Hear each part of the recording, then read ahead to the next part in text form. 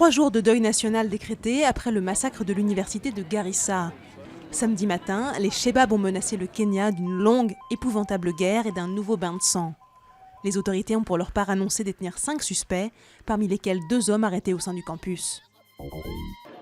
La situation humanitaire continue à se dégrader au Yémen.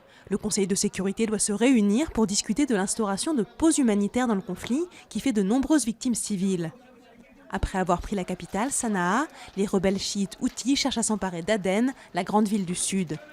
Pour les en empêcher, la coalition menée par l'Arabie saoudite a parachuté des armes pour la 2e nuit consécutive. À l'occasion des fêtes de Pâques, le pape François hausse le ton face aux persécutions dont sont victimes les chrétiens dans de nombreux pays du monde. Il dénonce le silence complice et l'indifférence qui prévaudrait trop souvent. Au Vatican, d'autres voix s'élèvent pour demander aux autorités occidentales et musulmanes de dénoncer plus énergiquement les exactions des djihadistes contre les chrétiens. Dans le gouvernement ou hors du gouvernement?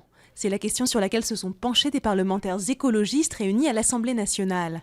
L'absence de Cécile Duflot, très critique à l'égard du gouvernement, a été remarquée, mais la secrétaire nationale de EELV, Emmanuelle Cos, a tenu à souligner qu'il n'y avait qu'une seule ligne dans le parti et un seul objectif, faire en sorte que l'écologie soit plus forte.